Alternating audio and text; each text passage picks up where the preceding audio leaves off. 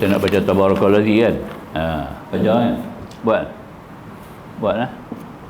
Buat aja ni. Tabarakalladzi baca tadi. Ni nak pesan ni.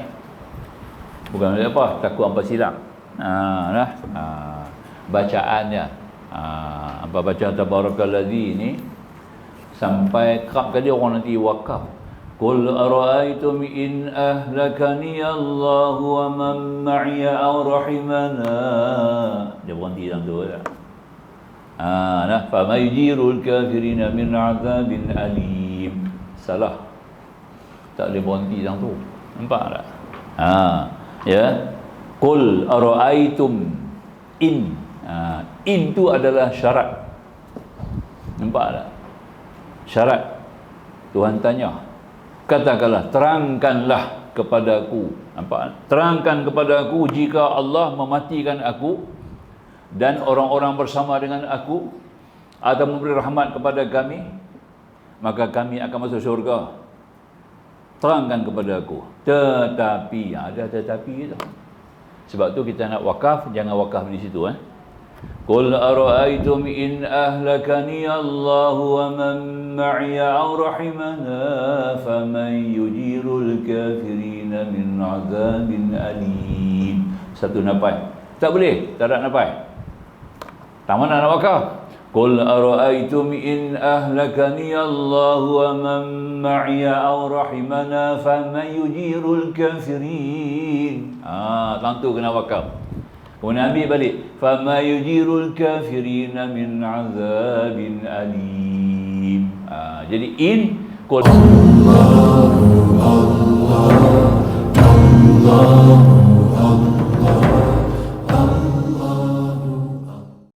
Ma'asyirul hudar, ikhwatul iman, ikhwatul Islam, hadakumullah.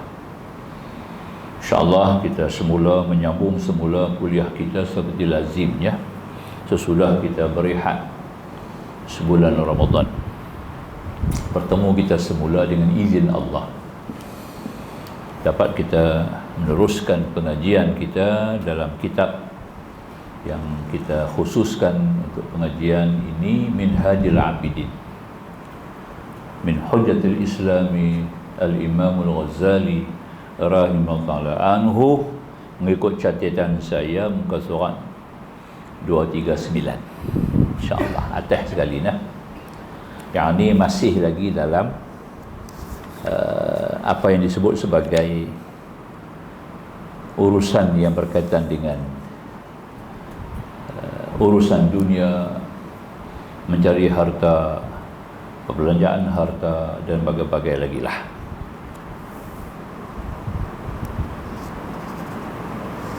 Seseorang hamba mengambil yang halal hanya kerana keinginan hawa nafsu dirinya sahaja, tidak kerana lain. Itu adalah suatu keizinan dalam syarak. Apabila kita hidup di dunia ini, perlulah kita mencari kehidupan, membentuk kehidupan, menjalani kehidupan. Urusan-urusan melibatkan harta, benda dan berbagai-bagai. Maka seseorang hamba yang mengambil yang halal, dia ambil yang halal, pilih yang halal kerana keinginan hawa nafsunya. Memang nafsu akan sentiasa mengarah kita kepada yang tidak baik. Seperti kata firman Allah, inna nafsa la amaratun bisu'. Nafsu amarah ni sentiasa menggesa kita, menggerak kita, ya, mengarah kita kepada perkara-perkara yang jahat. Tapi kita guna nafsu ni, kita ambil perkara-perkara yang halal. Ini bagus. Seperti tuan-tuan juga datang ke kuliah pada maghrib ini, kita juga guna nafsu. Nafsu amarah. Nafsu amarah yang bawa tuan-tuan mari ni. Itu maknanya kita telah berjaya mengatasi tekanan-tekanan nafsu yang jahat. Kita dapat mengalih pandangan nafsu-nafsu yang jahat kepada nafsu, kepada perkara yang baik. Ini adanya urusan-urusan yang diredha, yang disukai oleh Allah. Sambung. Maka demikian itu adalah kejahatan yang mewajibkan atasnya tertahan di mahsyar dan dihisab di akhirat nanti kerana firman Allah Ta'ala, kalau kita salah mengambil dunia, kita mengambil yang haram, mengambil yang lagha atau berlebihan-lebihan dalam urusan dunia yang kita tidak manfaatkan, ya, tahu duit banyak-banyak tak manfaatkan, duk tengok duit tu banyak ya dalam simpanan, tak jadi benar, itu yang akan bawa kepada azab Allah di akhirat. Itu urusan dunia. Summa la tus'aluna yauma idzin 'anil na'im. Kemudian di mana mereka itu akan ditanyai, disoal, diperiksa, dihisab di atas setiap nikmat yang diberikan kepada mereka. Ya, mana nikmat yang halal, mana nikmat yang harus, mana nikmat yang haram, itu akan disoal tanya oleh Allah Subhanahu wa taala. Maka di sini firman Allah yang kita lihat, sabda Nabi, halaluha hisabun. Atau kama qala, dunia itu yang halal dihisab dan yang haram pun diazab. Yang halal pun akan dihisab oleh Allah. Apatah pula yang haram? Tentu lebih lagi lah. Seseorang hamba mengambil yang halal dalam keadaan perlu saja. Jadi dia mengambil yang perlu, yang dihajati, sekadar menolongnya untuk beribadat kepada Allah Ta'ala. Dan dia merasa cukup dengan demikian itu, maka pengambilannya itu adalah kebaikan. Dan adab kesopanan yang tidak akan dikenakan hisab dan tidak akan diseksa. Malahan akan mewajibkan mendapat ganjaran pahala dan pujian daripada Allah kerana firman Allah Ta'ala, ulaika lahum nasibum mimma kasabu. Rujukan Al-Baqarah pada ayat 202. Mereka itulah orang-orang yang mempunyai bahagian yang baik dari apa yang mereka telah usahakan. Ini kumpulan orang-orang yang berjaya, ya, terpilih dan diberikan Allah ganjaran. Dunianya beri manfaat kepadanya, dunia memberi manfaat kepadanya, dunia mengimbau kepada ganjaran dan pahala untuknya di akhirat. Dunia memberikan dia jalan untuk mendapatkan rahmat Allah Subhanahu wa taala, maka dengan rahmat itu dia boleh masuk syurga. Dan sabda baginda besar Nabi SAW, man talabad dunya halalan isti'fafan 'anil mas'alati wa ta'atufan 'ala jarihi wa sa'yan 'ala 'iyalihi jaa'a yaumal qiyamah wa wajhuhu kal qamari lailatul qadar wa fi riwayatin lailatul badar. Sesiapa yang menuntut dunia yang halal, ini kata Nabi, siapa yang menuntut dunia yang halal kerana memelihara dirinya daripada mengemis. Kita cari dunia ni supaya kita tidak jadi peminta sedekah, ya, tak payah diusung tempurung minta sedekah. Dan tak payah kita meminta-minta pertolongan bantuan daripada orang. Maka kita bekerja, kita mencari dunia, mengatasi keperluan-keperluan kita supaya kita tidak sampai meminta, kerana Islam lebih kepada memberi daripada meminta. Islam menggalakkan memberi daripada meminta. Dia ada gift, dia tidak ada take. Islam, ya. Kalau barat, kalau orang yang bukan Islam, give and take. Kita tidak give and take, kita give saja, take tak ada. Ini orang Islam, ya. Itu keperluannya kata tadi. Dan kerana kasihan kepada jirannya, kita kasihan kepada jiran, keperluan jiran. Kita mencari usaha duniawi, mencari rezeki, di samping kita memikirkan juga kiranya kalau jiran kita memerlukan, kita dapat bantu jiran kita, ya. Sama ada jiran itu yang berada di rumah kita, bersebelahan dengan rumah kita, atau jiran itu berada di kawasan qaryah kita, atau jiran itu daripada keluarga kita sendiri, ya. Ini makna jiran dalam arti dan masalah konteks hadis yang kita baca tadi, ya. Dan laginya kata nescaya, ya, dan juga kerana berusaha menyara keluarga. Kita usaha menyara keluarga kita, ya. Itu yang paling baik, mengikut Imam As-Suyuti, Jalaluddin As-Suyuti, ya, penulis hadis, juga seorang ulama hadis dan juga seorang ulama tafsir, tafsir Jalalain. Kita baca-baca tafsir Jalalain tu, ya, depan ni adik abang dua-dua, Jalaluddin As-Sayuti, salah seorang daripadanya, menyebut dalam satu hadis, apabila kita menyara keluarga dengan sedekah kepada keluarga, RM1 yang kita belanja sama nilai dengan 100,000. Itu dia. Besar lah. Tak apa, kita tunggu nak pergi Mekah lah. Orang pergi tunggu pergi Mekah boleh dapat 100,000 sembahyang. Ya. Itu pun hanya dikiaskan ulama. Dalam hadis mengatakan sembahyang di Masjidil Haram 100,000. Jadi ulama kiaskan. Hak lain-lain pun 100,000 juga. Yang tu tak ada hadis. Hanya kiasan para ulama kepada hadis dapat 100,000 Masjidil Haram. Ya. Itu dia. Ya. Dan ada lagi lebihnya, buat dosa pun 100,000. Ini tambahan atas pendapat ulama yang tidak sahih, yang tidak sahih. Itu dia. Jadi maka di sini kita nak cari jalan macam mana dapat 100,000. Bukan nanti nak pergi Mekah. Sama juga kita nak dapat pahala haji. Orang dapat pahala haji, belum pergi Mekah lagi, tak ada peluang nak pergi Mekah, nak dapat pahala haji, datang sembahyang jemaah.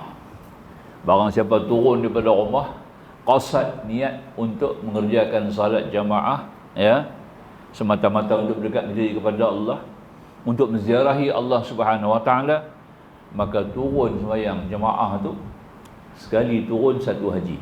5 kali jemaah, 5 kali haji. Nampak? Itu dia. Pahala dia. Bukan hukum dia. Nah. Kalau pahala, kalau hukum, tak payah pergi Mekah dah lah. Bawa keluar ada duit tabung haji berapa? Nah. Dah ya. Dia kata nilai pahalanya seumpama orang yang menunaikan haji. Pahala haji dapat. 5 kali sehari pergi sembahyang jemaah. Tu dia, nampak tak? Besar pahala dia tu. Itu nak ambil faham. Di sini macam tu jugalah. RM1 yang kita belanja pada keluarga kita, membantu, menolong, sedekah kepadanya, RM1 nilai dia 100,000, tuan-tuan. 100,000. Maka tu kalau kita nak bantu, nak tolong, wa ita idzil qurbah, Al-Quran kata, wa ita idzil qurbah, datangkanlah kepada keluarga kita dulu, cari keluarga kita dulu. Nak bayar zakat kah, nak bagi sedekah kah, infak sabilillah kah, apa-apa kita nak bagi, cari keluarga kita dulu, pahala dia besar. Boleh tu. Maka tu kata Nabi, apa tadi ini? Ya, jaa yaumal qiyamati wajhuhu kal qamari lailatul qadr. Dan saya dia akan datang pada hari kiamat sedangkan mukanya cerah bercahaya seperti bulan di malam purnama. Itu dia. Nampak mereka datang berbondong-bondong, ya, ramai dalam keadaan rupa bercahaya. Siapa mereka ini? Bertanya Ridwan, penjaga syurga, siapa mereka ni? Maka dijawablah bahawasanya mereka inilah orang-orang di dunia tadi membantu menolong keluarga mereka. Nampak? Mengambil berat menjaga keluarga jiran-jiran mereka. Di masa yang sama mereka juga mencari yang halal supaya mereka tidak sampai mengemis meminta sedekah. Nampak tak? Jadi orang Islam semuanya jadi orang-orang yang berpunya. The heavens orang putih kata. Jadi tak payah kita nak minta kat orang. Cantik ya? Baik. Ganjaran demikian disebabkan dia bermaksud dengan maksud yang terpuji, semata-mata dilakukan kerana Allah Ta'ala. Maka inilah yang penting, maka hendaklah anda mengetahuinya. Yang inilah urusan dunia yang kita nak kena pulun. Kalau pulun banyak-banyak pada dunia yang ni, itu dia, ya. Seperti mana yang berlaku kepada pak saudara kepada Ibrahim Idham. Pak saudara kepada Ibrahim Idham, ya. Ditunjuk di situ bahawasanya dia ni adalah sahabat dia meninggal. Sahabat dia meninggal. Bila sahabat tu meninggal, sebelum sahabat tu meninggal, sahabat tu tinggal dekat dia wasiat. Ni kalau aku matilah. Meninggal sahabat ni pun dalam peperangan. Dia pergi peperangan jihad, ya. Jihad, peperangan jihad. Jadi makanya dia pun mangkatlah dalam peperangan jihad. Sebelum itu dia pesan kat kawan dia lah, ya, kiranya ditakdirkan aku kembali kepada Allah, tak bertemu kamu lagi, hang tolong tengok anak isteri aku. Lepas tak ada siapa nak tengok mereka, hang tolong tanggunglah tengok mereka. Baiklah, insya-Allah. Kebetulan betul dia pun mangkatlah, Kakak saudara ni, bapa saudara ni pun dia jagalah, jagalah anak apa nama si isteri kawan dia dengan anak yatim tu. Dia belah, dia kerja apa? Sebagai siap masjid, pagi petang siang malam cara duduk tengok masjid lah. Dapatlah sedikit bayaran, dia bagi dekat dia. Bayaran tu lah dia tanggung untuk pelihara kepada ni, di samping keluarga dia sendiri dan juga keluarga sahabat yang telah tadi, yang janda tadi lah. Itu dah satu kepala yang besar. Yang ni berpunca kerana Ibrahim Idham duduk cari pak saudara dia. Yang tu lah satu-satu pak saudara duduk cari di mana pak saudara aku ni duduk ada. Nampak tak ya? Maka dia pun turun, pergilah ke Iraq, dalam daerah negara Iraq juga. Dia pun sampai satu masjid, agak orang kata di masjid ni lah kot ada pak saudara dia. Dia pun sampai di masjid tu. Sebab dia sampai waktu zuhur, sembahyang zuhur, dia tunggu tengok ada nampak tak ya, irah-irah imbah-imbah lagu pak saudara dia, nampak tak ada juga. Tunggu sampai asar pun tak ada juga. Tunggu sampai maghrib pun tak nampak juga. Tunggu sampai isya pun dia nak tanya pun dia nama pun dia tak tahu. Nama pak saudara dia pun dia tak tahu. Tinggal duduk tengok kot imbas rupa-rupa lagu pak dia lah kot lah. Pak dia kata rupa macam aku lah, lebih kurang tengok hamji kedai. Dia pun duduk cari-cari tak ada. Sampailah isya. Dah sampai isya, tok siap masjid nak tutup masjid. Nampak tak? Tok siap lain lah ni nak tutup masjid. Ya. Jadi dekat tu ada satu masjid lagi. Dekat dengan masjid tu ada satu masjid lagi. Agak jauh jugalah masjid tu. Jadi tok siap masjid tu kata, ni kami nak tutup masjid dah, hang tak boleh duduk masjid. Nampak tak? Bagilah peluang aku nak tidur. Tak boleh. Kami tak kenal hang ni. Dia kata Ibrahim Idham ni, dia tak kenal dia ulama. Dia tak kenal dia. Dia tak bagi dia tidur. Nampak tak? Dia pun berkeras jugalah, minta lah, mari tolonglah, bagi begitu begini. Aku dah kata lah, siap tu kata, hang tak boleh tidur dalam masjid ni. Nampak tak? Aku tak peduli hang siapa, walaupun hang Ibrahim Idham. Tu dia. Dia tu tak kenal dia Ibrahim Idham. Dia biasa dengar nama ulama besar Ibrahim Idham. Nampak tak? Dia pergi kata dia tu, walaupun kalau hang Ibrahim Idham pun aku tak bagi hang tidur. Tu dia. Nampak? Dia pun kata lah, aku Ibrahim Idham. Tengok hang ada pembohong, nampak? So kata aku kata Ibrahim, maka aku kata hang Ibrahim Idham. Dia kata, nampak tak?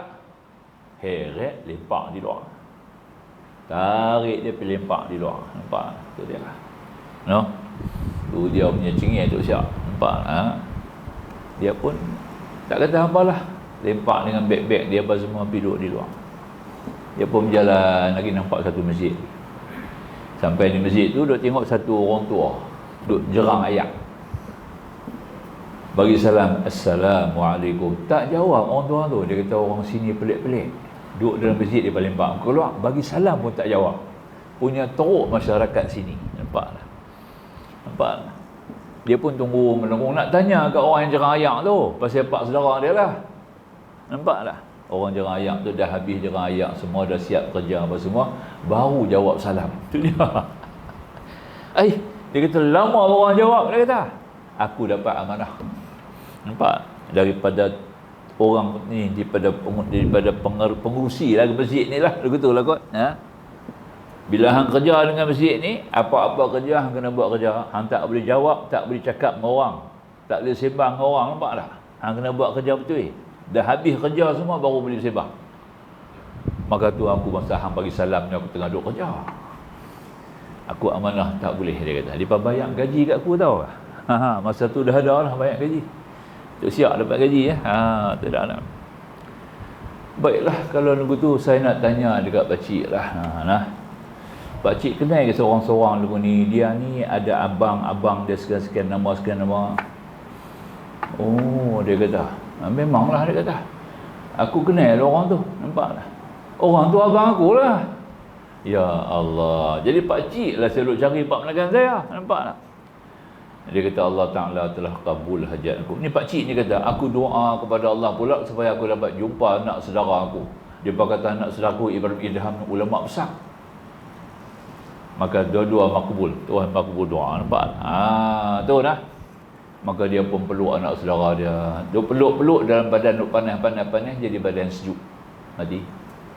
Mati dan pelukan anak saudara dia. Nampak? Sebab hajat dia sudah makbul. Tu kaedah kita cari dunia ni untuk tujuan kerana nak membantu, nak menolong, tengok pahala dia besar, maka Allah Ta'ala ketemukan dia dengan seorang ulama yang besar. Tak silap saya dalam kitab ni ada cerita dia. Kita dah baca ni. Belum sampai lagi kot. Tak silap saya dalam kitab ni ada cerita ni yang kita bawa ni, tuan-tuan. InsyaAllah. Baik. Ganjaran demikian itu sebab dia bermaksud dengan maksud terpuji lah.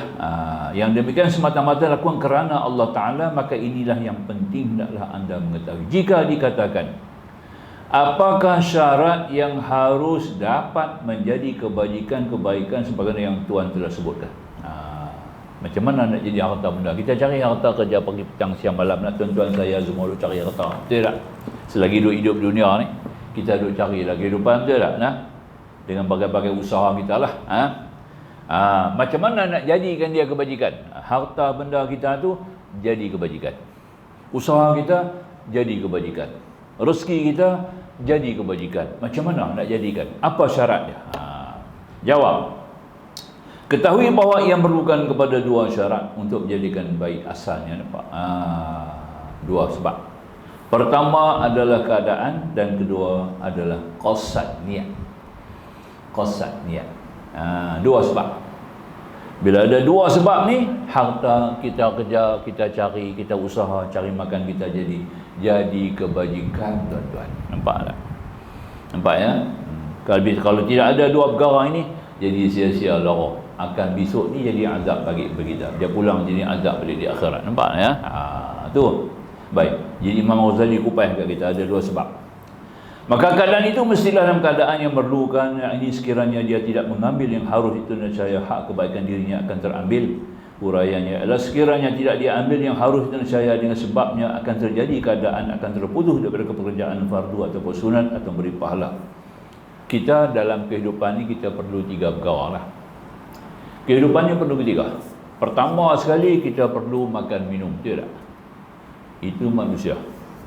Binatang apa? Binatang lagi-lagi lah. Tak ada apa, makan minum je lah. Kita antara perkara yang kita perlu dalam kehidupan ni adalah makan minum. Ya, makan minum. Di atas sebab makan minum ni, dalam fiqh mengikut mazhab Syafi'i ada satu bab, satu rubuk dalam ibadah. Dia panggil babul muamalah. Nampak tak? Ya. Rubuk dalam mazhab Syafi'i. Mazhab Syafi'i ada empat bahagian. Ibadat ada empat. Ada empat bahagian. Hukum fiqh dalam mazhab Syafi'i lah, dia ada empat bahagian. Yang pertama rubuk ibadah.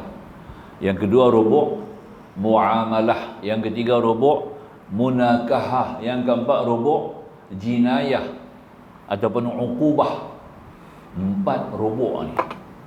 Ya. Empat-empat ni lah yang ada dalam semua kitab-kitab yang mazhab Syafi'i. Seluruh dunia kitab mana kita pergi, negara mana kita pergi, kalau kitab tu di dalam mazhab Syafi'i, dia akan susun empat bab. Empat bahagian lah, bukan bab. Empat bahagian dalam bab fiqh. Kita wajib mengambil perkara yang ada hubungan dengan kita lah. Pertama rubuk ibadat. Bahagian ibadah. Sebahagian yang tu dah mesti kita kena ambil faham semua 100%. Rubuk ibadah ni kita kena mengaji 100% fardu ain, bukan sunat. Nampak ya? Kalau kita tak mengaji, kita tidak dapat melaksanakan perintah dosa. Nampak tak? Sebab kita kena ambil dah. Ni kita nak bagi hukum korban dah dekat dah mari ni. Tu bab tu masuk dalam rubuk ibadah lah tu. Korban ni masuk dalam rubuk ibadah. Nampak tak? Ya? Tu dia. Kalau kita tidak ada ilmu, pakai kelang kabut lah jadi urusan korban ni. Tu dia kan. Kita tak tahu nak agih daging kat siapa. Banyak mana daging kita nak bagi. Syarat lembu kambing macam mana punya syarat kita nak pakai yang boleh sembelih, itu semua ambil kira pada rukun ibadat. Contoh kita nak semayang sebagai lagi besar lah, ya, perlu gagal pemeriksaan, bab taharah, bab suci lagi berat. Nak faham ya, orang perempuan lagi tanggung berat. Bab haid, bab nifas lagi berat, besar lagi dia punya hadas tu lagi berat, ya. Itu dia. Semua tu untuk kepentingan ibadah wajib kita kena puasai. Kedua, rubuk muamalah. Muamalah jual beli, sewa menyewa, pajak, nampak tak? Gadai, ya, pinjam meminjam, hutang piutang, nampak tak? Tu dah masuk dalam soal baru sekarang, perbankan Islam. Nampak tak? Dulu tak ada bank. Zaman Nabi mana ada bank? Tak ada. Nabi lah jadi bank dulu. Sebelum jadi Rasulullah, sebelum jadi Nabi, belum jadi Rasul, Nabi kita Muhammad ni dikira sebagai bank, tempat taruhan harta benda. Orang-orang Arab dia nak pergi jauh-jauh mana-mana, dia nak tinggal harta, pergi cari Nabi kita. Ya Muhammad, ya Aminatul Khazinah. Dia panggil Nabi tu betul. Ya Aminatul Khazinah. Nampak tak? Khazanah ni treasury tau. Amanah ni yang boleh dipercayai. Perbendaharaan yang boleh dipercayai Muhammad tu. Pakat taruh habis harta. Tolong tengok Ustaz, unta aku dah ada 80 ekor, nampak? Kambing aku dah 100 ekor, nampak tak? Ya. Boleh tak engkau tolong tengok ya Muhammad? Nabi terima. Nampak tak? Ya. Tu dia. Itu kena tahu sikit tu, Nabi tu daripada awal lah. Bukan ternak kambing saja, jaga kambing, jaga hak orang. Duit ke tak duit ke apa semua Nabi kena tanggung, nampak? Maka terpaksa kena buat satu pangkin pula besar. Taruh bawah pangkin tu benda-benda ni, segala harta-harta, benda-benda semacam-macam, benda-benda logam, ya, perak, emas perak apa semua tu, bubuh bawah pangkin. Nabi tidur atas pangkin, nampak? Tu dia. Tu yang ada pangkin tu, kita ada pangkin, cerita pangkin tu lah. Orang Melayu ada pangkin kan? Tu dia. Yang tu lah cerita dia. Orang putih buat katil, buat tidur. Nabi kena jaga, simpan pangkin tu, nampak tak? Ini budaya ni terpaksa. Orang Cina pun ada budaya tu sahabat. Dia buat bangku, dalam tu ada buah barang. Dia boleh buka tutup buah barang, betul tak? Itu Cina punya. Nampak tak? Itu ikut Islam lah tu. Sebab tu bila Nabi nak hijrah, kena ada orang ganti nak pergi jaga pangkin tu. Siapa yang boleh jaga? Sayyidina Ali lah. Itu kita kena faham tu cerita tu. Bukan Nabi suruh Ali tidur pergi ganti Nabi, orang nak bunuh. Orang kata tu dia punya korban Sayyidina Ali, korban nyawa dia. Lah, bukan cerita korban nyawa. Aku nak kena keluar hijrah. Ni orang punya barang duk ada ni, segala emas, perak, segala apa duk ada bawah pangkin ni, siapa nak tengok? Nampak tak? Tak ada orang lain boleh jaga. Ya Ali, maka engkau sendirilah. Nampak? Engkau tolonglah jaga barang-barang ni, engkau kena tidur atas pangkin ni, nampak tak? Itu dia. Ali pun terima. Nampak? Itu dia. Itulah jawab dia. Ya? Dua perkara yang Nabi kata. Pertama, itu dia. Kedua, Umar, engkau tak boleh hijrah lagi. Sebab engkau banyak bersangkut dengan masyarakat. Berapa ramai orang yang dah sepak, berapa ramai orang yang dah bunuh, berapa orang dah jadi janda, nampak? Hang kena minta halal kat depan balik sebelum hang nak keluar. Itu dia. Nampak? Lagi tak habis benda-benda ni, hang tak dikeluar. Nampak? Umar pula juga. Ini Rasulullah. Nampak tak? Bukan taruh Umar itu habang nak pergi cantik orang tak? Umar, kamu kena selesaikan urusan kamu dengan masyarakat Arab, masyarakat Mekah. Apa-apa yang kamu telah buat tindakan kepada mereka, minta halal. Nampak? Dia pun keluar istihar. Nampak tak? Aku tak hijrah lagi bersama Rasulullah, aku tunggu. Aku nak minta halal daripada kamu. Siapa yang nak sudi, nak tebus ataupun ingin mengambil bela, boleh turun mai jumpa aku. Bukan dia cabar nak lawan. Nampak tak? Siapa yang nak hukum aku, siapa nak bela, siapa nak ambil bela, boleh turun mai tampil. Nampak tak? Itu dia. Ya. Dan aku tambah lagi. Kok siapa teringin nak tinggal janda, dia boleh mai jumpa aku juga. Nampak tu dia, nampaklah. Kok siapa-siapa marah kat aku lagi lah. Ini Umar. Kewajiban Rasulullah yang kata al-amin, aminatul khazinah. Tinggi tu. Jadi tak ambil faham Rasulullah. Ya. Jadi makanya kata tadi ini, Apa yang kita lakukan tadi ini di antara yang kita minta kepada Allah. Pertama tadi ini kita punya qasam. Pertama kita punya keperluan apa-apa yang kita perlu. Orang nak sembahyang, nak kena ada tempat, nak kena ada masjid, nak kena ada rumah. Kita yang kita sebut tadi dalam kehidupan kita paling penting manusia ni makan minum. Kedua, kita punya pakaian, betul tak? Kita perlu untuk menutup aurat. Dua. Ketiga, bumbung habuang kita nak berteduh daripada hujan panas. Tiga tu je lah. Keperluan hidup kita tiga tu lah.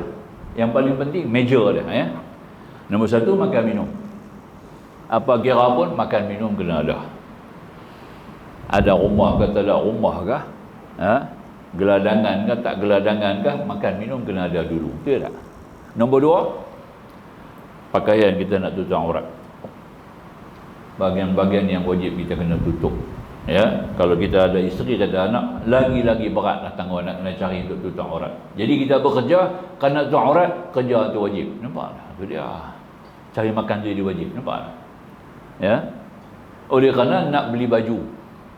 Kenapa nak beli baju? Nak tutup aurat. Kena faham tu? Tutup aurat wajib tak?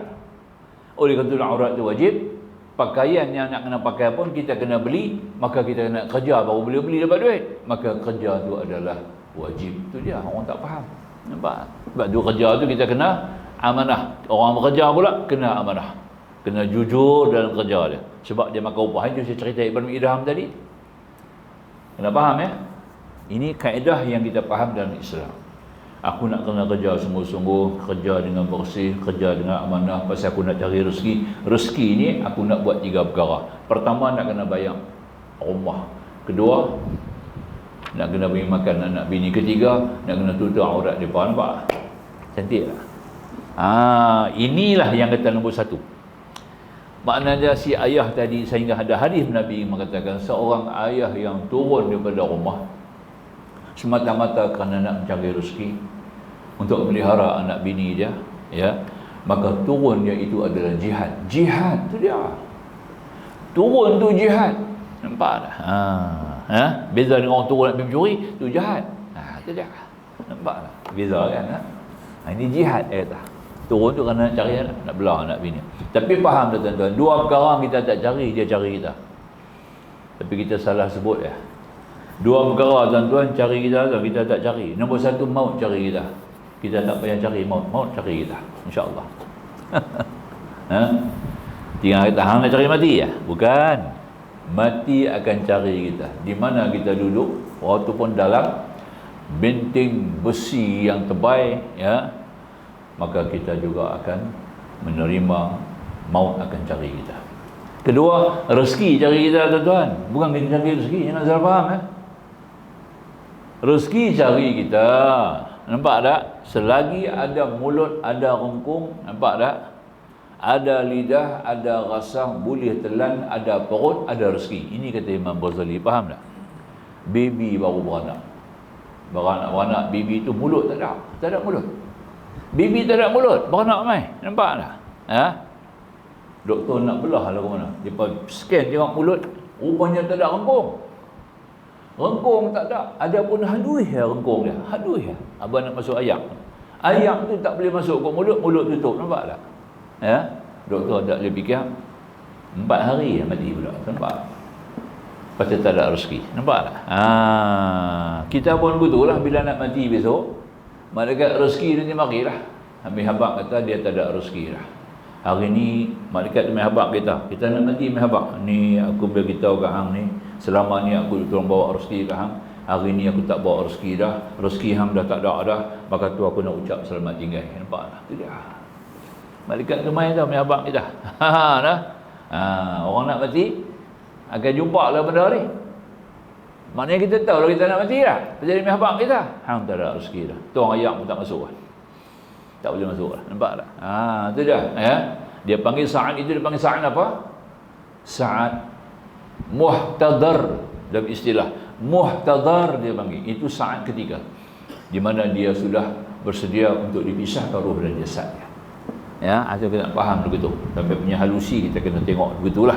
Jadi yang pertama yang kata tadi ini huraian ni kita baca panggan ni, sekiranya tidak diambil atau harus, nescaya sebabnya akan terjadi keadaan terputus daripada kerjaan fardu dan sunat. Nak semayang tak boleh, nak buat benda sunat tak boleh, nampak ya. Kita nak buat benda sunat, apa benda sunat? Infak sabilillah sunat, sedekah sunat, betul tak? Ya, betul tak? Ya. Bagi makan anak bini itu, walaupun dia nafkah sunat, kita niat jadi sedekah. Kita tak niat tak jadi sedekah lah. Tapi apa yang kita buat tu dikira sebagai suatu tujuan dan juga tanggungjawab kita. Memang kita diperintahkan begitu, tak dapat tidak. Jadi maknanya kalau kita tak kerja, tak cari yang harus ni, usaha kerja ni, macam mana kita nak tanggung semua perkara ni? Rumah nak kena bayar sewa ke, atau nak kena bayar kurang-kurang ayam api nak guna-guna tiap-tiap bulan ni, semuanya kita perlu perongkosan. Maka tu kita bekerja mencari rezeki untuk mengatasi masalah ini. Yang pertama, itu semua ada kebajikan tuan-tuan. InsyaAllah di akhirat kita dapat pahala ya, di akhirat dapat pahala. Faham ya? Bukan sia-sia kita duduk bela anak bini kita, duduk jaga rumah tangga kita, urus perbelanjaan rumah tangga kita, keluar masuk, semuanya itu mendapat ganjaran pahala di akhirat. Ini nombor satu, nampak tak? Ya. Yang kedua, qasad kita. Qasad. Yang qasad ni pada segi, maka kerana ini jadilah pengambilan harus itu hukumnya lebih afdal daripada meninggalkan yang harus, kerana sesungguhnya meninggalkan dunia harus merupakan fadilah sahaja. Apabila keadaan begitu, maka hukum dia berada dalam keadaan perlu. Ada pun qasad. Qasad ni paling penting. Tuan-tuan main semayang, kita semayang maghrib tadi, kita takbir, kita niat kan? Kita bukan qasad, kita niat. Usalli fardal maghribi, ya, Allahu akbar, tu niat. Qasad kita daripada rumah tu apa? Itu tak tahu. Yang tu bukan. Nampak tak? Qasad di taman itu pasal apa? Qasad dengan niat tak sama tau. Jangan salah faham lah. Maksud, qasad tu maksud. Ada mari memang sembahyang kena niat. Tak niat macam mana nak sah? Niat pula ketika takbir dan mazhab Syafi'i, ya. Tapi kita nak mari daripada rumah mari ke masjid ni, dia mesti ada qasad. Nampak tak? Ni abang pergilah masjid, nampak tak? Begitu imam kedai. Nampak dia orang masjid kedai, besok apa-apa kita nak panggil senang. Nak panggil kenduri ke, buat tahlil ke, mati ke apa, begitu orang masjid boleh nak tengok kita, abang pergilah. Dia turun qasad tu bukan kerana Allah. Nampak tak? Nampak tak? Bukan kerana Allah. Qasad dia kerana nak cari kepentingan daripada tarikan daya mengenal dan bagai-bagai, supaya dia mendapat urusan-urusan duniawi dia dapat dilaksanakan. Ini qasad yang batal, tak boleh. Nampak tak? Qasad yang macam ni salah. Jadi dia mari sembahyang tu tidak mendapat pahala. Cuma dia sembahyang saja pahala. Dia mari tu tak ada tujuan. Tujuan dia bukan kerana Allah. Ini yang tak betul. Sebab tu kita kena ingat, tiap-tiap kali kita nak turun pada rumah, nak mari sembahyang, kata, ya ilahi anta maqsudi wa ridhaka matlubi. Sila muazzin dengan segala hormat mengumandangkan azan. Silakan. Sila Pak Azan. Masuk waktu dah. Silakan. Dah. Pak Azan dia khusyuk tu. Kau mesti buat. Baik.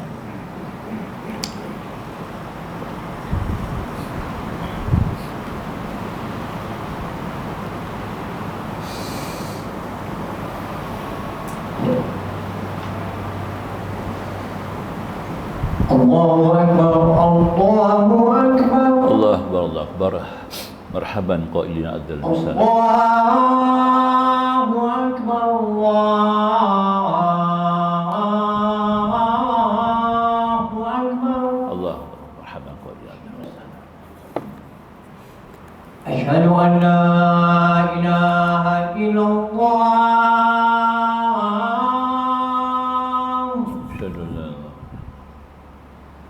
Asyhadu an la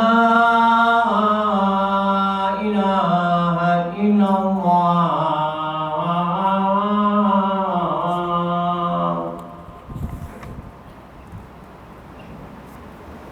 Asyhadu anna Muhammadar Rasulullah. Wa anna Muhammadar abduhu wa rasuluh. Asyhadu anna Muhammadar Rasulullah.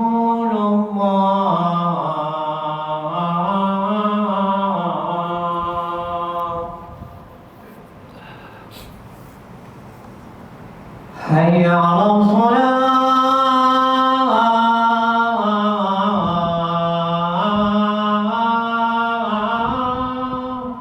لا حول ولا حي على الصلاة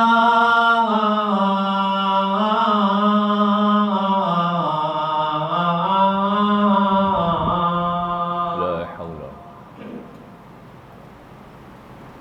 حي على الفلاح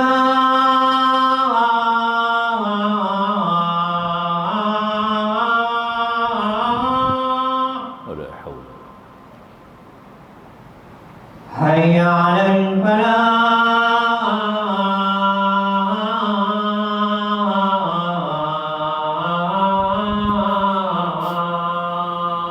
لا الله أكبر الله أكبر الله أكبر لا إله إلا الله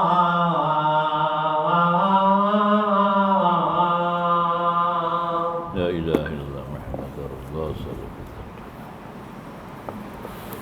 سيدنا محمدا الوسيلة والفضيلة والشرف والدرجة العالية رفيعة وبعث مقام محمد حلت الشفاعة بيده وارحم وأنت خير حمدا لله والصلاة وسلاما على حبيبنا سيدنا رسول الله وآله وصحبه ومن نصره ووالاه بعد. Baik.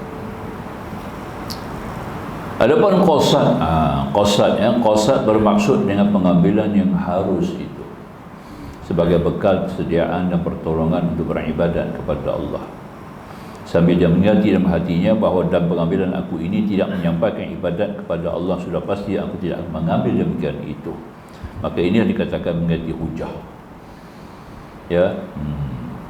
Pertama sekali kita pakai pakaian menghadap, berhias diri kita pakaian menghadap Allah Subhanahu Wa Taala, menghadap raja, bagi segala raja. Ma'rifah kita mesti kemas, barulah kita akan sediakan, ya, kerana Allah melihat kita pada setiap saat. Maka justru itu kita menghadap raja, segala raja, tentulah dengan pakaian yang kemas, ya, bukan main lebih kurang, ya. Sekarang tutup aurat sudah, orang ni tak kenal Tuhan. Nampak tak?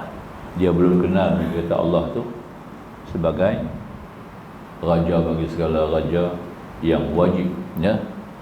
Dia persediakan khuzu zinatul ma'inda kulli masjid. Al-Quran kata, ambillah perhiasan pakaian kamu setiap kali kamu nak semayang. Itu dia, Quran kata sendiri. Ini bukan hadis, ya. Sebab tu kita kena ingat, kalau kita dipanggil untuk menghadap raja dengan TYT, nampak, tentu kita akan sediakan pakaian. Sewa pakaian tak apa, sewa kuat asam pedas, nampak, nah? Pasal nak pergi tengok TYT, betul tak? Nah, nak pergi ambil ke pingat ke apa begitu begini, tambah nak menghadap raja, ya, lagi-lagilah kita akan sediakan pakaian khas tu, nah, itu dia. Itulah pada keadaan tadi ini kita nak ambil kira, nampak, ya. Tu, ya, sampai tahap tu lah. Ni kita nak pada Allah lebih pada raja dunia ni lagi, ya, malikin nas. Tentulah bila ada qasad kita faham dan kita kenal Tuhan yang bersifat agung tadi ini, yang maha agung, Allah Subhanahu Wa Taala, tentulah kita akan bersediakan dalam keadaan yang bersedia. Maka itu kita beli pakaian niat kerana nak menghadap Allah, dapat pahala. Ibrahim idham sendiri, dia ni kerja tolong angkat ayak, tolong cari kayu api, ya, itu kerja. Dia ambil upah tolong tanggung bawa ayak, dia cari ayak hantar kat orang, siapa mau ayak dia tolong cari ayak, dia hantar, dapatlah sedikit upah. Mencari kayu api, ya. Itu dia. Dia pergi di kedai, dia pergi beli satu kain ridah, ridah dia buah dia bau, orang dia buah dia bau, ridah aja. Dia pergi beli ridah tu 1000 dinar, maaf 1000 dirham, duit Perak. 1000 dirham, bayang tengok masa tu, ya. Nah, punya besar. Ya. Sekarang pun 1 dinar sama lagu lebih kurang wang sterling pound. 1 dinar tu. Tukar kita kalau RM1 dia jadi RM8. Duit kita jadi RM8. 1 dinar kalau kita tukar sekarang, ya, kalau RM1 sama dengan RM8. Nampak? Kalau dirham RM4. Lani lah, ya. Kita pilih Bahrain, dia pakai dinar. Bahrain, ya. Bahrain pakai dinar, ya. Ya. Betul, ya. Oman satu lagi pun pakai dinar. Tapi Oman negara miskin. Negara miskin Oman. Nampak tak? Ekonominya dikuasai oleh orang luar. Orang-orang India banyak kuasai di Oman. Sebab di Oman banyak tokoh. Berhala-berhala Hindu ni cukup banyak di Oman. Nampak? Tu Raja Oman pergi rasmi pula tokoh Hindu. Pasal ekonomi dia bergantung kepada orang India. Banyak orang India di situ. Nampak tak? Dia kena ikutlah tunjuk dia. Yang tu kita nak kena kukuh ekonomi kita sendiri, ya. Jangan bergantung kepada orang Melayu. Kena ada ekonomi dia sendiri. Kukuh dia punya ekonomi, ya. Tu, ya. Selama sementara kita majoriti lah di Malaysia ni, kita kena kukuh kita punya ekonomi. Iktisad, kekuatan iktisadiyah paling penting. Kita kena jaga, bukan kekuatan akidah saja, kekuatan ibadah. Nak jaga kekuatan akidah, nak jaga kekuatan ibadah, kena ada kekuatan ekonomi lah. Nampak tak? Kalau kekuatan ekonomi kita lemah, macam mana nak jaga akidah? Macam mana nak jaga ibadah? Nampak tak? Itu dia. Tak gitu. Dan kita azan ni orang komplain baru ni, sebab dia tengok sokong. Dia sokong baru ni kan, pasal azan. Dia duduk bincang. Dia bukan keluar hukum lagi, baru bincang. Suruh pelan azan. Kemudian azan dalam surau, ya. Surau tu kita buat di bawah flat. Nampak tak? Flat tu dibuat tak ada surau. Flat tu dibuat tak ada surau. Orang kita lah convert bagi jadi surau. Nampak tak? Kemudian kita nak azan lagu luar. Tak boleh kan kita dalam kompon rumah orang. Nampak tak? Dia kena asing. Dia kena buka satu bangunan asing di luar. Nampak tak? Itu baru ada daulah. Kalau kita tumpang dalam flat tu sendiri, kita buat surau, itu tidak ada daulah namanya. Kita bercampur gaul dalam rumah orang. Nampak tak? Dalam resident area. Tak boleh. Maka tu bila kita azan, bising ganggu orang. Nampak tak? Islam tak boleh ganggu orang. Nampak tak? Nampak tak? Ya, itu dia. Mekah tak apalah, semua tanah haram. Semua orang Islam 100%. Maka tu mereka cuba bincang-bincang lah, nak halangkan supaya surau tu jangan azan di luar. Jangan pakai horn pasang di luar. Nampak tak? Azan dalam surau. Dah masih masalah lah. Jadi orang nak turun sembahyang lagu mana? Orang nak turun sembahyang jangan tunggu azan. Kita orang Islam ni akan tunggu azan tak? Kita tunggu bila masuk waktu, kita kena tahu waktu. Hari ni dah ada takwim apa semua. Nampak tak? Kita dah automatik tahu dah waktu nak masuk pukul berapa. Kita kena di standby lah awal turun. Nak cakap pahala 25, pahala 27, memang kena sampai awal. Ni kita nak sembahyang jemaah di masjid kita. Ni nak dapat pahala 27. Maghrib 27, Isya 27, Subuh 27, Dhuhr 25, Asar 25. Nampak tak? Dia kena tahu tu, tak mana main 25, tak mana 27. Nampak tak? Jadi bila kita nak sembahyang, nak dapat pahala 27, antara yang pertama sekali, hadir awal sebelum azan. Nampak? Kedua, fadilah yang kedua nak dapat 27 tu. 27 yang pertama sekali, datang awal. Nampak? Kita ada jam, kita ada takwim, kita ada digital banner, kita ada semua. Pasal apa nak tunggu azan? Nampak tak? Nampak? Azan sebagai syiar. Nak kena beritahu kat tadi saja. Kita boleh turun mari. Itu yang betul. Yang kedua, kita menjawab azan. Itu dia. Nampak tak? Dapat jawab azan. Kalau kita dah hadir dalam surau, dapat azan dalam surau, kita dapat dengar. Semua akan turun. Nampak? Ni azan bunyi azan tak baik. Nampak tak? Pasang horn besar-besar, azan. Ya. Dia tak baik. Habis gaduh. Bila orang kata jangan azan di luar, dia gaduh. Nampak? Kita sendiri yang al-muslim, al-Islam mahjubul muslimin. Itu dia. Syekh Muhammad Abduh kata ya. Orang Islam sendiri yang menghalangkan segala kebaikan Islam. Kita sendiri yang mengganggu gugat. Nampak tak? Tapi oleh kerana kita ada guna satu Islam agama rasmi, dia terpaksa kena terima jugalah azan dapat bagi azan. Nampak? Ini dah jadilah kepada kita. Sebab kenapa? Kekuatan ikhtisad kita bawa. Kalau kita ada kekuatan ekonomi, kita boleh bina satu surau asing. Nampak? Kita boleh beli tapak. Nampak? Kerana kita ada daulah. Ini Islam dia kena pergi dulu tu. Kekuatan ekonomi kita dah mula lumpuh. Kekuatan akidah dah mula lemah. Kekuatan ibadah lagi lemah. Kekuatan ekonomi pun lemah. Nampak tak? Kekuatan budaya pun lemah. Nampak tak? Ya. 6 kekuatan mengikut Said Sabiq dan Ukhuwatul Islamiyah kitab dia. Dia kata 6 kekuatan Islam telah hilang. 6 kekuatan tak ada agak kita hari ni. Nampak tak? Tak sedap. Nampak? Itu dia. Itu kita nak ambil faham tuan-tuan. 6 kekuatan dalam Islam kita dah hilang. Said Sabiq rahimahullah ta'ala dah meninggal mengangkat. Seorang ulama besar. Nampak? Ya? Itu dia. Saya dah jumpa di Madinah dia. Dan jumpa di Madinah tahun 93. Said Sabiq dia berkata, dia main ceramah. Oh, kita pergi dengar. Nampak? Dia main daripada Mesir. Duk ada kitab, dia tak tengok muka. Hari ni baru dapat jumpa muka. Baru buat pergi salam dengan dia. Abang nak kata, abang kata. Nampak? Ulama besar. Fiqh sunnah tu dia tulis. Kitab fiqh sunnah. Dia punya lah. Said Sabiq. Seorang ulama besar. Itu dia, ya. Kita balik kepada apa yang kita baca tadi lah, ya. Jadi kita perlu kepada kekuatan ini. Jadi makanya tak dapat tidak kita buat ibadat kepada Allah. Kita makan, niat tiap kali kita makan, ya Allah, aku makan ni kerana untuk menegakkan tulang belakang supaya dapat buat ibadat kepadamu, ya Allah. Nampak tak? Ya. Tu. Boleh. Begitu lah. Itu tujuan yang paling. Bila kita niat begitu, yang harus makan minum ni harus, bukan wajib. Urusan harus banyak dalam kehidupan kita. Makan, minum, berkahwin, berumah tangga, semua harus.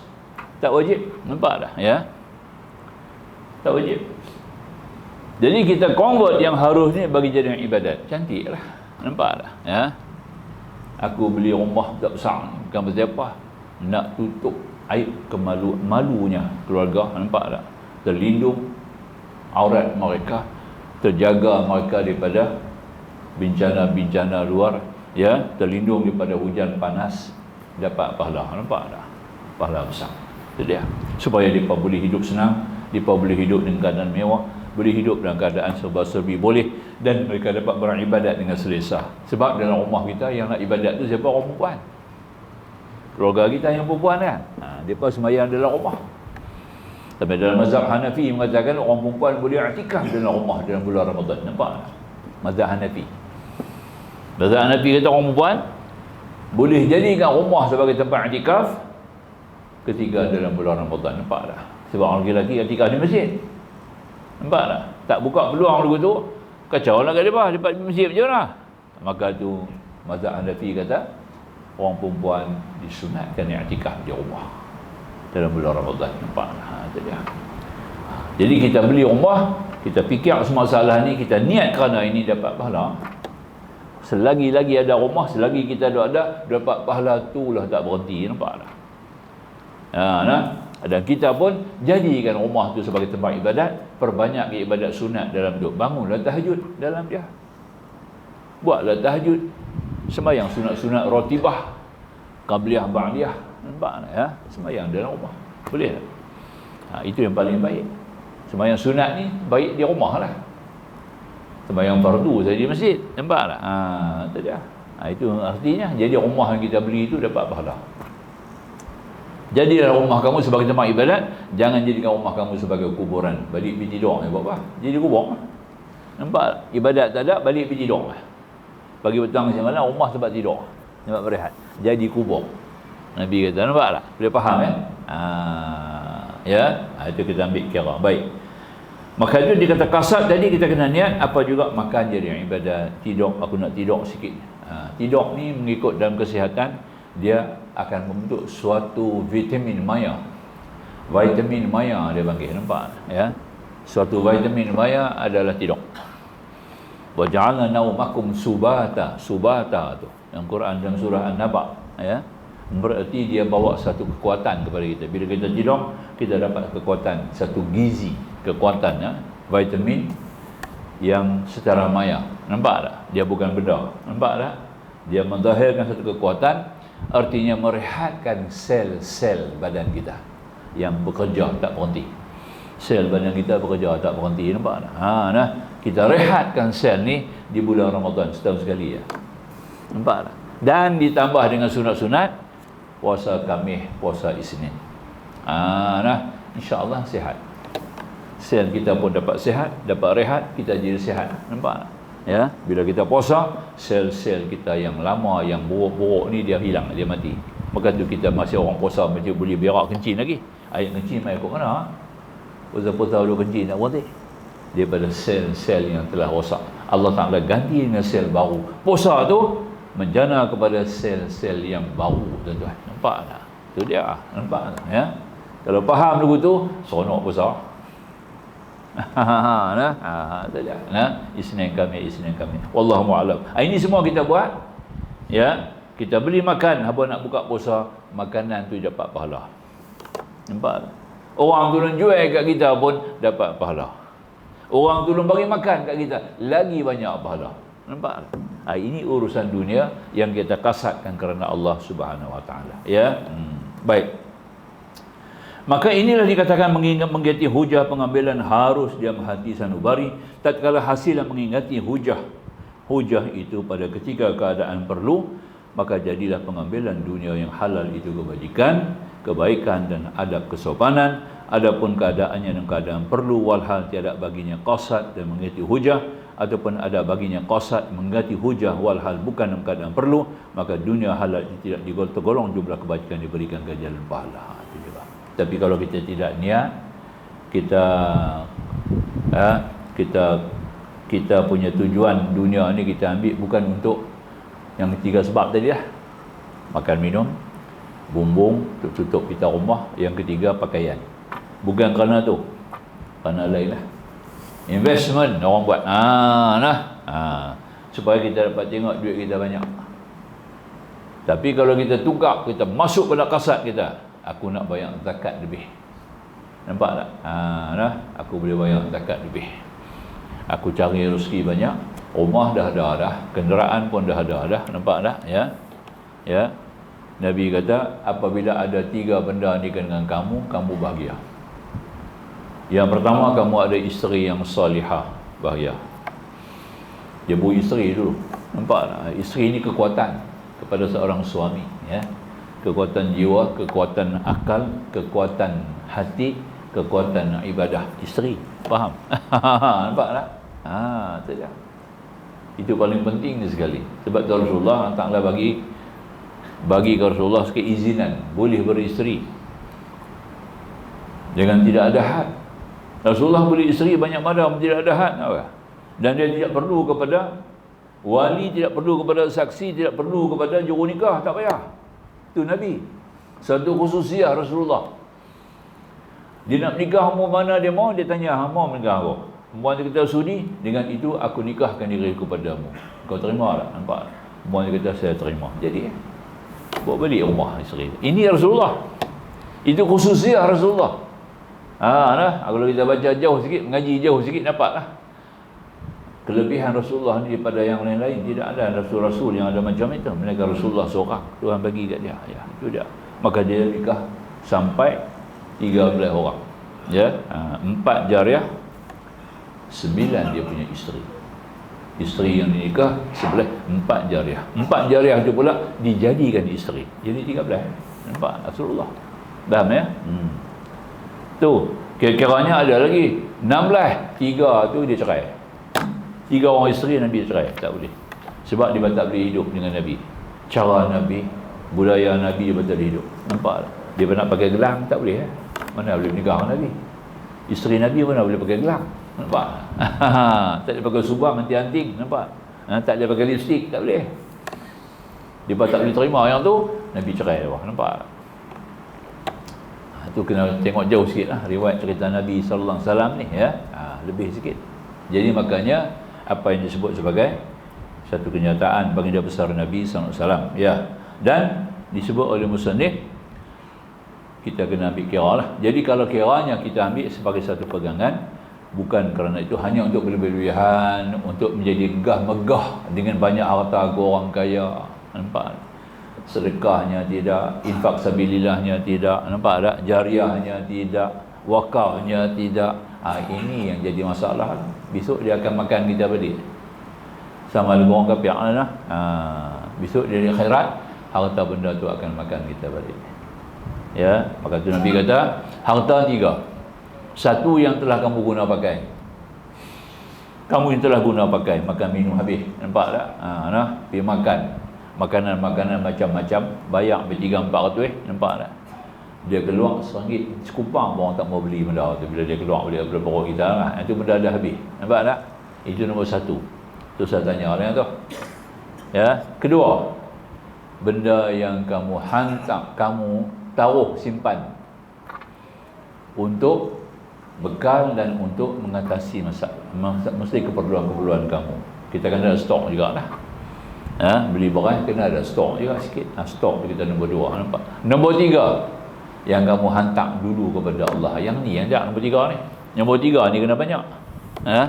Sebelum kita jumpa Allah, kita hantar dulu kepada Allah. Ya. Inilah jual beli bisnes dengan Allah. Dia kata bisnes dengan Tuhan, ya. Yang paling penting kita dapat hantar dulu. Sebelum kita turun kubur, benda dah sampai. Kita turun kubur dah nampak dah mahligai pahala sedekah kita tu ada tunggu siap dalam kubur, nampak tak? Ini dia nak dulu. 3 harta. Yang pertama kamu dah guna pakai, pakaian kita dah beli, kita pakai. Makanan yang kita dah makan, kita telan dan kita buang, nampak tak? Rumah yang kita dah buat, duk tengok sekarang. Ya. Itu nombor 1. Nombor 2, benda yang kita taruh sebagai stok simpanan.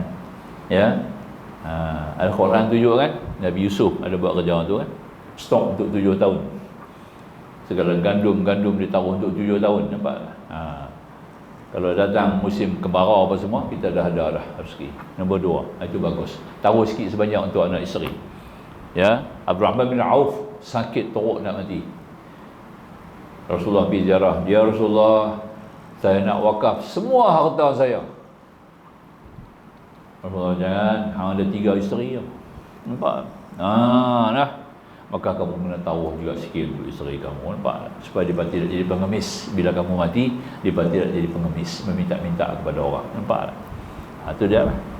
Jadi tindakan ni lah kita ambil insurans apa semua tu hari ni kan orang dah ambil life insurance orang ambil untuk tujuan ni lah.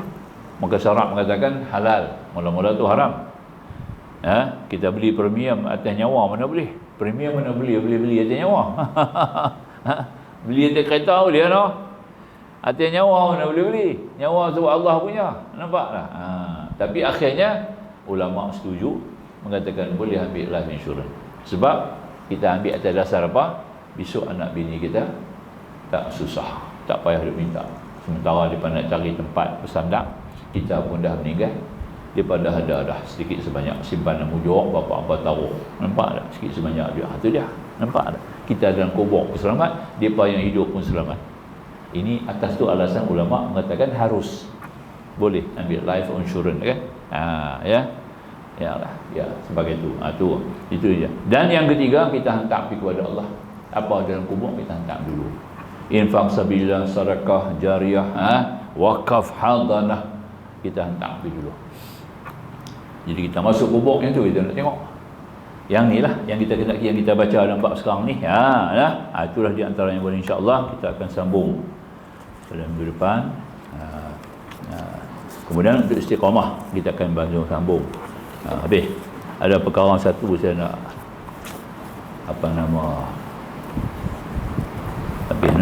baik.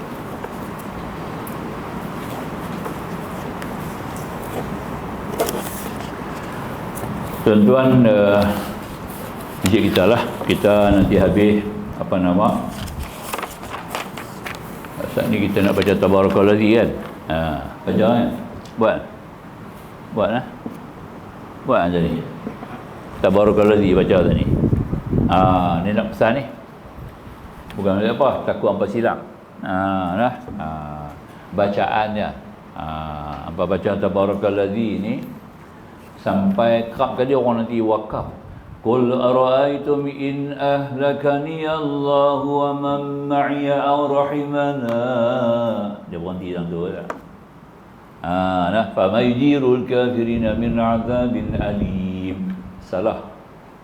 Tak boleh berhenti dalam tu. Nampak tak? Ya. Qul ara'aytum in. In tu adalah syarat. Nampak tak? Syarat. Tuhan tanya, katakanlah, terangkanlah kepadaku. Nampak? Terangkan kepadaku jika Allah mematikan aku dan orang-orang bersama dengan aku atau memberi rahmat kepada kami, maka kami akan masuk syurga. Terangkan kepada aku. Tetapi, ada tetapi tu. Sebab tu kita nak wakaf, jangan wakaf di situ. Qul ara'aytum in ahlakani Allah wa man ma'iya aw rahimana faman yujirul kafirina min 'adzabin alim. Satu nafas. Tak boleh, tak ada nafas. Tak mana nak wakaf? Qul ara'aytum in ahlakani Allah wa man ma'iya aw rahimana faman yujirul kafirin. Tentu kena wakaf. Kemudian ambil balik. Fama yujirul kafirina min 'adzabin alim. Jadi in, qul ara'aytum in syarat. Nampak tak? Fama yuri, fa tu yang ada fama yujirul kafirin tu adalah jawab syarat. Maka tu tak boleh putus. Jangan wakaf di tu Jangan wakaf Imam bila haram membuat silap. Seorang imam dia buat silap. Syekh Suraim dia baca lagu tu. Orang tegur dia tahu. Nampak tak? Lain imam baca Sudais, tak baca. Sudais baca macam saya sebut tadi, dia sambung. Sudais, Abdullah Al-Juhani, Abdul Rahman Al-Huzaifi, nampak ya? Al-Makli, semua baca yang saya sebut tadi dengan syarat. Dia tak berhenti. Dia baca satu ayat habis. Suraim saja baca, dia berhenti rahimanah. Maknanya kata Masjid Haram pun tak faham lagi bab ni. Banyak masuk dalam bab lurah. Ilmu lurah bahasa Arab.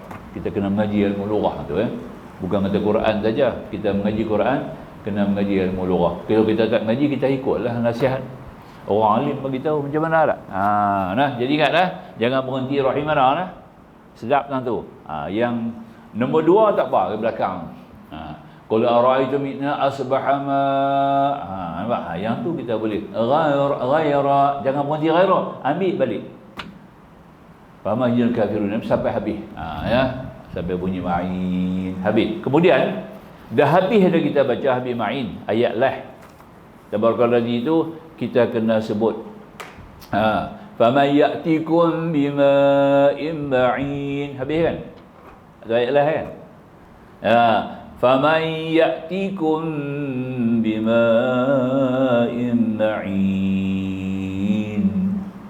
Kena akan sambut Allahu Rabbul Alamin. Itu dia. Nampak tak? Ini ada dalam tafsir Jalalain. Saya ambil teks tafsir Jalalain yang saya baca sikit betul-betul dengar. Bahasa Arab dia lah.